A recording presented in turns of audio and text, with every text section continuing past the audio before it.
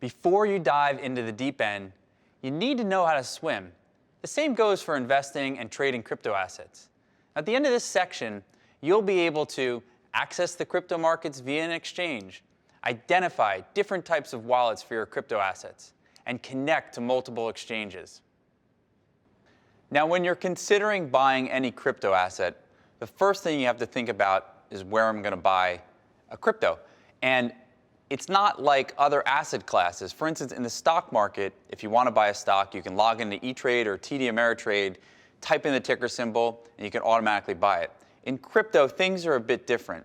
And so there are some key considerations you have to think about before you buy a crypto asset. The first is fiat to crypto.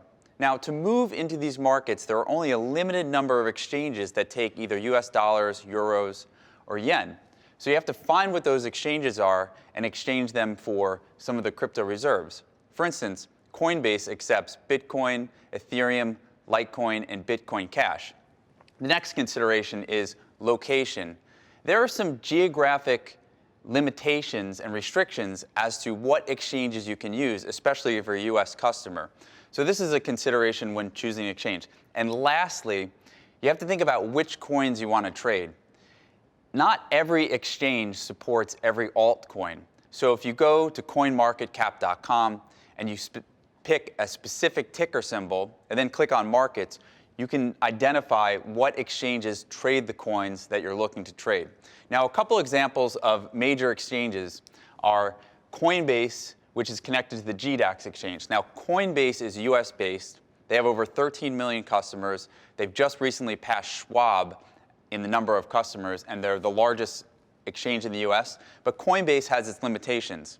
You can only buy Bitcoin, Ethereum, Litecoin, and Bitcoin Cash. You can't buy any altcoins. Now, to do that, you have to purchase one of these crypto reserves on Coinbase and then transfer them to another exchange, such as Bittrex. Now, Bittrex is a US-based exchange that was founded by a couple of Amazon engineers that supports about 100 different crypto pairs. Another exchange is Binance. Binance is similar to Bittrex, except it's based in Hong Kong, and it's definitely not as user-friendly as Bittrex is.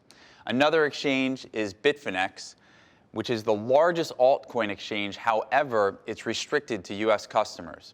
And finally, in the United States, you've got Poloniex.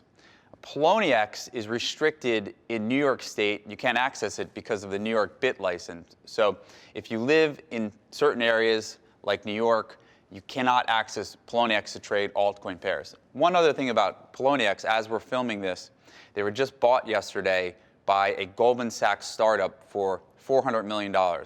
And what that tells me is that there are some major investments going into these exchanges that are really going to help with the user experience in the future.